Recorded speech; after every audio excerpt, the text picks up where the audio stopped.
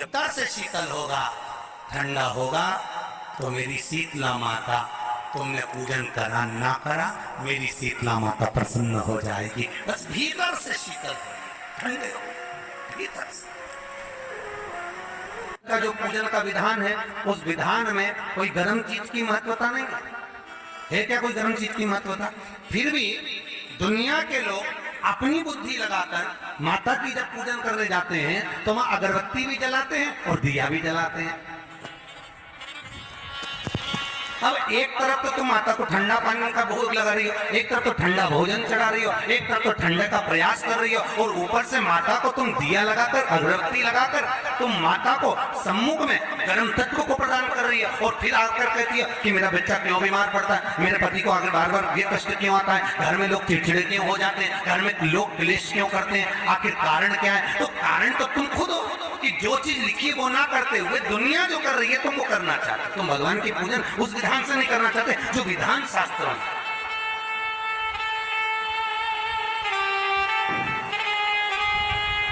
जो शास्त्रार्थ विधान करता है।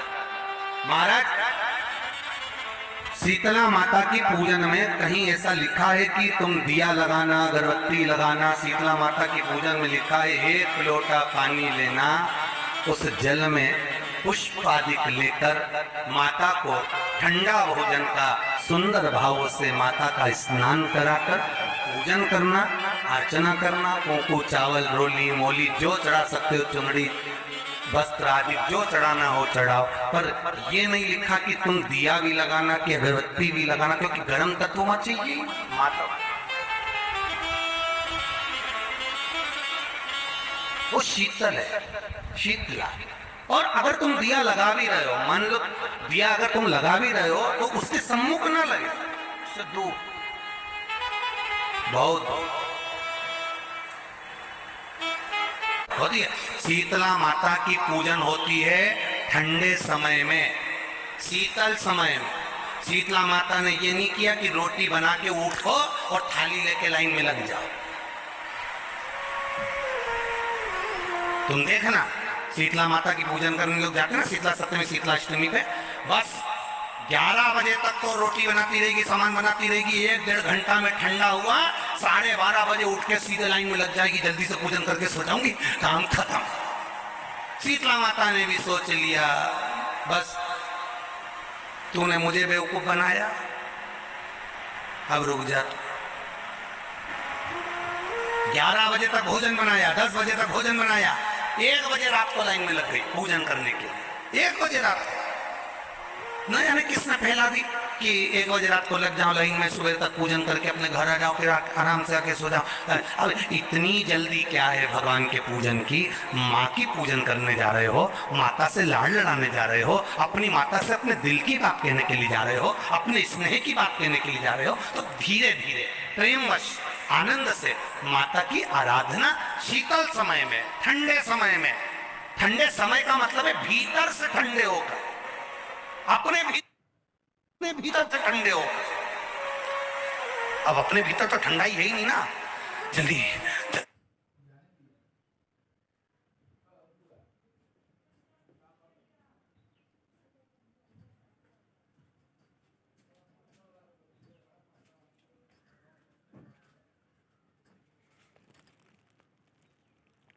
जल्दी चलो। और आगे बहुत तकलीफ होती है, और ये कितना बड़ा कपड़ा थाली पे ढाल फुका के लाइन में खड़ी है। शीतला माता, शीतला माता, या हाथ में लोटा या हाथ में थाली है। और इतनी देर में पड़ोसन निकल के बाजू में से जा रही थी और लोटा थोड़ा सा ढुल गया। अब यहाँ शीतला माता की पूजन करनी आई और ये हो गई चंद्र घंटा। लोटा जरा सा ही पानी का झलका, देख नहीं चल सकती है। ठंडा भोजन हाथ में, लोटा ठंडा पानी का, और अंदर अग्नि। शीतला माता भी कह रही इसको अजान दो पहले, इसको। क्या मतलब? भीतर से शीतल हुई है, भीतर से ठंडे हुई है। चित्त, वृत्ति, मन जब भीतर से शीतल होगा, ठंडा होगा, तो मेरी शीतला माता तुमने पूजन करा ना करा, मेरी शीतला माता प्रसन्न हो जाएगी। बस भीतर से शीतल ठंडे हो, भीतर से। नीम के वृक्ष को स्वयं देवी का प्रतिबिंब माना जाता है। नीम के वृक्ष को स्वयं माता का प्रागट्य उत्सव माना जाता है। नीम के वृक्ष को स्वयं देवी का भाव वर्णित किया जाता है। और बहुत सुंदर बात है महाराज जी, जिसके शरीर में माता निकल गई हो, दाने दाने पड़ गए हो पूरे शरीर में, बुखार भी बहुत तेज आ रहा हो और पूरे शरीर में माता जी निकल गई हो, एक लोटा पानी जिसके शरीर में माता जी निकली है उसके पास में रख दो और वो पानी उठाकर नीम के पेड़ में उस व्यक्ति के ऊपर से 7 बार उतार के नीम के पेड़ में डाल दो। 3 दिन के अंदर उसकी माता जो शरीर में निकली हुई है, दाने दाने पड़े हुए हैं, जो बुखार बहुत तेज आ रहा है, उसमें धीरे धीरे आराम मिलना प्रारंभ हो जाता है। यहां तक शास्त्र कहता है कि किसी व्यक्ति को अचानक बहुत तेज बीमार आ गया, बहुत तेज बुखार आ गया, या एकदम, हम तो यहां तक कहेंगे कि ये वायरस चल रहा है, महामारी चल रही है और कंठ में भी आपको अगर जलन पड़ रही है, कंठ रुक रहा है, बुखार बहुत तेज आ रहा है, शरीर में ताप है, डॉक्टर को दिखाओ मना नहीं है, सब कुछ करो मना नहीं है, पर 1 लोटा पानी अपने ऊपर से उतार कर 21 बार नीम के पेड़ में ले जाकर नाम गोत्र बोलकर डाल दीजिए और नीम के पेड़ के नीचे की मिट्टी को अपने कंठ पर लगा लीजिए। 20 से 25 मिनट बाद आपको आराम लगना प्रारंभ हो जाएगा। ये उमा देवी है। कहा कि मिट्टी काया के रोग को ठीक कर देती है। अगर किसी व्यक्ति को चर्म रोग हो गया, कुष्ठ रोग हो गया, चमड़ी सफेद पड़ गई, रोग समाप्त नहीं हो रहा, बढ़ते जा रहा है, औषधियां आपने बहुत कर ली, तो 3 जगह की मिट्टी आपको फल प्रदान करेगी। पहला, सूर्य कुंड की मिट्टी। स्कंद पुराण सूर्य कुंड कहां पर है? तो कहा दतिया और झांसी के बीच में सूर्य कुंड निवास करता है।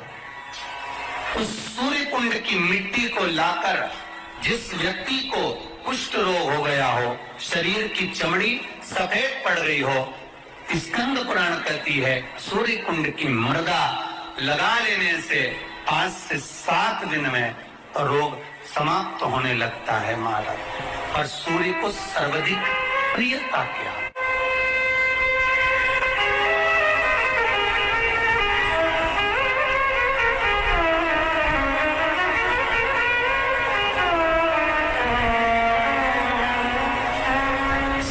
प्रियता सूर्य को क्या? क्योंकि सूर्य तपता है, तो उस तपन को मिटाने के लिए सूर्य देवता के शरीर पर गाय का घृत मला जाता है। जैसे शनि को तेल लगाया जाता है, सूर्य को घृत मला जाता है। इसलिए सूर्य कुंड का एक नियम है कि सूर्य कुंड पर से अगर मिट्टी लेकर आते हैं, शरीर पर लगाने के बाद जब शरीर का चर्म रोग समाप्त हो जाए, सफेद चमड़ी अपने वापिस रंग में आ जाए, तब आप जितनी कामना कर आते हैं उतना घी उस सूर्य कुंड के पास में डालना पड़ता है। 1 किलो, 2 किलो, आधा किलो, 250 ग्राम, 25 ग्राम, 50 ग्राम, जो आपने कामना करी है उतना चढ़ाना, पर वो घी गाय का होना चाहिए। और उस घी का प्रयोग कोई नहीं कर सकता, इसलिए गाय का होना चाहिए। और उस घी का प्रयोग कोई नहीं कर सकता, इसलिए आज भी स्कंद पुराण में तो केवल सूर्य कुंड का वर्णन है, घृत का वर्णन है, और स्थान आज भी झांसी और दतिया के बीच में जो सूर्य कुंड विराजमान है, आज भी वहां पर कुंड के पास में एक घी का कुआं है जिसमें घी डाला जाता है, और उस घी का प्रयोग कोई दुनिया का व्यक्ति नहीं कर सकता। जो करता है वो शरीर में फपोले पड़ जाते हैं और बाद में सड़कर मर जाता है।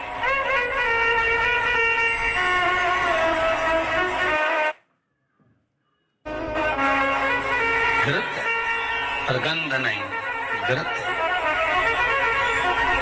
3 जगह की मृदा जीव को सुख का अनुभव कराती है। पहला सूर्य कुंड महाराज। दूसरा वर्णन करा है, जिस स्थान पर गौ माता को बांधा गया हो और गाय अपने बछड़े को, बछिया को जन्म देती हो, उस स्थान पर उसकी मिट्टी, उसकी मृदा, उस जगह की रज, जब मकान का मुहूर्त होता है, दुकान खोली जाती है, दुकान बनाई जाती है, दुकान में कोई अग्नि का प्रवेश हो, उससे पहले जहां पर गाय ने अपने बछड़े को जन्म दिया हो, बच्चे को जन्म दिया हो, उस स्थान की मिट्टी उस भूमि पर लेपन कर दी जाए तो जिंदगी में कभी संपदा की कमी नहीं हो सकती महाराज। ये दूसरी मृदा। एक शीतल आरती होती है, मेरी जीजियों बड़े सावधानी से सुनिएगा। एक शीतल आरती होती है। कभी अगर तुम्हारे जीवन में अगर कभी तुमको ऐसा लगे कि रोग बड़ा भारी हो चुका है और बहुत भारी रोग मुझे घेरता जा रहा है, या डॉक्टर को दिखाने जा रहे हो और तुम्हें ऐसा लग रहा है कि डॉक्टर कोई बड़ी बीमारी बताएगा, तो उस समय पर शीतल आरती का प्रयोग करें। एक पुष्प हाथ की हथेली में रख लीजिए, एक पुष्प हाथ की हथेली में रख लीजिए, और यहां तक शास्त्र कहता है अगर हो सके तो आंकड़े का अगर पुष्प मिल जाए, तुम्हारे यहाँ क्या बोलते हैं उसको, मंदार का फूल, आंकड़े का फूल, अकौए का फूल, जो शंकर भगवान पे चढ़ता है, छोटा सा होता है, घुंघरू जैसा होता है वो, उसको तुम्हारे यहाँ क्या बोलते हैं हरियाणा में? आँख का ही पुष्प बोलते हैं। आँख का पुष्प मिल जाए तो ज्यादा अच्छा। अब उसमें चाहे सफेद हो, चाहे नीला हो, चाहे गुलाबी हो, जैसा भी हो, हाथ में रखने के बाद हाथ में 1 लोटा जल, भगवान शंकर के शिवालय में जब आप प्रवेश करें और प्रवेश करते समय भगवान के सम्मुख में जब भगवान शंकर के साक्षी में जब पहुंचे, आपके सामने पूजन में कोई भी सामग्री नहीं है, आपके पास में न दिया है, ना बाती है, ना गर्भवती है, ना चंदन है, ना कपूर है, ना कोई सामग्री है, केवल एक आंख का पुष्प और 1 लोटा जल आपके पास में है। शिवालय में पहुंचकर शीतल आरती का प्रयोग करो। 11 बार भगवान शंकर के 11 रुद्रों का स्मरण कर कर जब 11 बार शंकर के शिवलिंग के ऊपर से नीचे तक वो कलश को जब घुमाया जाता है, और घुमाने के बाद वो आग का जो पुष्प है वो अशोक सुंदरी वाली जगह पर समर्पित कर कर भगवान शंकर को जो जल चढ़ाया जाता है, जो जल समर्पित किया जाता है, डॉक्टर भले तुमसे कह रहा हो कि तुम्हें बड़ी बीमारी के चांस हैं, आप जाकर एक बार चेक कराना, तुम्हें वो बड़ी बीमारी निकलेगी ही नहीं, उस रोग से मुक्त हो। इसको शीतल आरती का प्रयोग किया गया। ये शीतल आरती, इसको शीतल आरती कहा। शिव की प्राप्ति का, एक रोग से मुक्त होने का। अब आपसे कोई कहे कि ये शीतल आरती का प्रयोग सबसे पहले किसने करा, तो आपको ध्यान लगाना है इस प्रयोग को। सोमनाथ जी की कथा का स्मरण करिएगा, सोमेश्वर की कथा का स्मरण करिएगा। किसी भी अष्टमी तिथि को 12 महीने में शुक्ल पक्ष कृष्ण पक्ष की अष्टमी तिथि पड़ती है। यदि किसी भी अष्टमी तिथि को अगर किसी ने नियम बनाया 5 अष्टमी का, 8 अष्टमी का, 7 अष्टमी का, 1 कनेर का पुष्प शिवजी के शिवलिंग को समर्पित करना, अशोक सुंदरी के स्पर्श करना, और जो जलाधारी होती है, जैसे ये शिवलिंग है, ये जलाधारी है, तो पहले शिवलिंग पर स्पर्श, फिर अशोक सुंदरी का स्पर्श, फिर जलाधारी पर कनेर का पुष्प शिव जी की ओर मुख कर कर, अर्थात जैसे मानो ये कनेर का पुष्प है तो ऐसा शिवलिंग का स्पर्श करते हुए जलाधारी पर जो समर्पित करता है, भगवान शंकर उसके मन की कामना को पूर्ण जरूर करते हैं। 1 कनेर का विवाह नहीं हो रहा तो टेंशन में पड़ गए, लड़की 28 साल 30 साल का लड़का हो गया, विवाह नहीं हो रहा, कुछ मत करो। अष्टमी तिथि आए तो अशोक सुंदरी वाली जो जगह है वहां पर हल्दी की 7 बिंदियां लगा दो, लड़का लड़की का हाथ उस बिंदी पर रखवा दो, उसका नाम गोत्र बोलो, उसी हल्दी में उसके हाथ पीला करवा दो और पीपल के पेड़ पर उस हाथ के 5 छापे पड़वा दो। 3 महीने में विवाह पक्का हो जाता है महाराज। और कोई माताएं कह देती हैं, कोई बच्चा कह देता है मम्मी मुझे याद नहीं होता, याद करता हूँ परीक्षा हॉल में जाकर भूल जाता हूँ, मैं कुछ पढ़ता हूँ बाद में जाके भूल जाता हूँ, स्मरण में नहीं रहता। तो उनसे भी निवेदन है, आप माँ नील पाठ नहीं पढ़ सकते, स्तोत्र नहीं कर सकते, संस्कृत में नहीं पढ़ सकते, तो माँ नील सरस्वती के नाम से अष्टमी, नवमी और चतुर्दशी के दिन एक शंख पुष्पी पुष्प को, नीला कलर का जो फूल होता है बेल में लगा होता है, जो शिव जी को अति प्रिय होता है, उस पुष्प को आप जलाधारी पर रख दीजिए। जलाधारी जानते हो ना सब लोग, शिवलिंग पर नहीं, जलाधारी पर रख दीजिए और जल चढ़ाना 7 बार प्रारंभ करिए।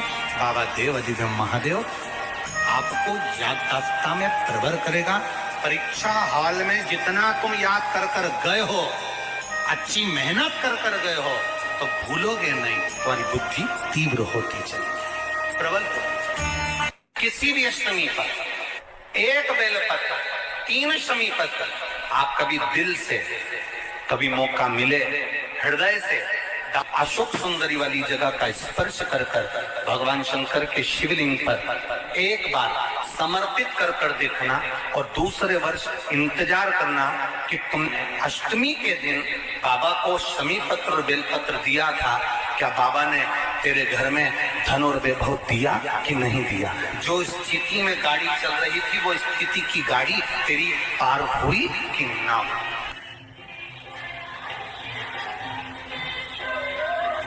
बुधवार को अष्टमी तिथि है और शिव महापुराण की कथा कहती है, गणेश पुराण के 3 अध्याय में वर्णन किया, बुधवार के दिन अगर अष्टमी पड़ जाए तो ऐसी कोई बीमारी नहीं जिसका इलाज ना हो पाए। कुछ ना करे, हरा मूंग की कटोरी भर लो, मूंग जानते हो, हरे मूंग की दाल होती है ना, जो हरा मूंग, आखा मूंग हरा की कटोरी भरो, उस पर गुड़ की एक थोड़ी गुड़ की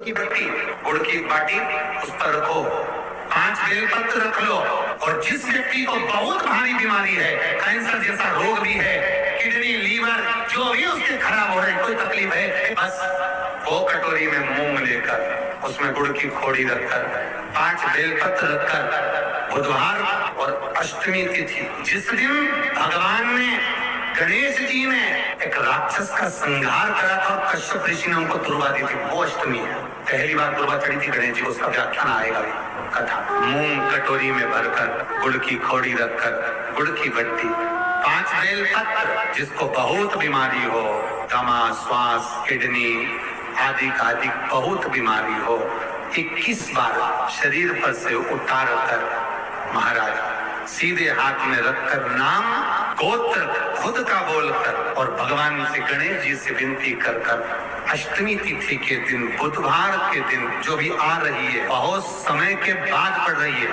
उस दिन उस कटोरी नहीं लेना, पुरानी कटोरी नहीं लेना, कोई कटोरी घर में नहीं हो, नई कटोरी, और उसको गणेश जी के मंदिर में पहुंचा दीजिए। गणेश जी के मंदिर में पहुंचाएं, गणेश जी के मंदिर में पंडित जी भी बैठे रहे, हाथ में मत देना उस कटोरी को, भले दरवाजे पर, चौखट पर, गणेश जी के राइट हैंड की ओर, आपका उल्टा हाथ होगा, गणेश जी का सीधा हाथ होगा, तो गणेश जी का जो राइट हैंड हो, दर्शन करते समय सीधा हाथ इधर आएगा, उस हाथ के वहीं पर, अर्थात जमीन पे ही रख देना, पर रखना भूमि पर। महाराज कैसी भी बीमारी होगी, अगर चलने में भी तकलीफ हो रही होगी, तो अष्टमी को कर कर देखना, 11 या 12 तक आपको अंतर मालूम पड़ जाएगा। ये अष्टमी कोई साधारण नहीं आ रही, बुधवार एक वो बुधवार के दिन अगर शंकर पर 1 लोटा पानी चढ़ाया जाता है, तो जिन लड़कियों का विवाह नहीं हो रहा, जिन बच्चों का विवाह नहीं हो रहा, उन बच्चों के भी विवाह हो जाते हैं। हमारा जिनका मंगल विवाह नहीं हो रहा, शादी नहीं हो रही, बहुत परास्त हो गए, अशोक सुंदरी वाली जगह पर हल्दी लगाओ, उस हल्दी को लेकर थोड़ा सा भाग पीपल पर लगाओ और पीपल के वृक्ष के नीचे हाथ में हल्दी को लगा लीजिए। अष्टमी तिथि हो या प्रदोष का दिन, ये 2 में से कभी भी कर सकते। मंगल विवाह वो लिखेगा तो हो, और कैसा लड़का मिलना है, कैसी लड़की मिलना है, कैसा परिवार मिलना है, जैसा चाहिए वैसा शिव जी को बोलो। मेरा निवेदन रहे महाराज, जिन बच्चों के नयन कमजोर हो और जो शिवरात्रि तक भी शहद का इंतजाम ना करते हो, बच्चों के नयन कमजोर हो गए हो, चश्मा चढ़ रहा हो, चश्मा लग रहा हो, उन बच्चों के लिए भी भैरव मंदिर में तेल का दिया लगाकर उसकी काजल बनाकर काल भैरव का स्मरण कर कर उसमें घी मिलाकर भैरव बाबा के नयन बिंदु को लगाकर वही काजल बच्चों की आंख में लगाना प्रारंभ कर दीजिए। नेत्र की रोशनी अपने आप बढ़ना प्रारंभ। काल भैरव का स्मरण और डॉक्टर को जांच जरूर कराना हो। आपने मुझे तुरवा समर्पित करी है। ये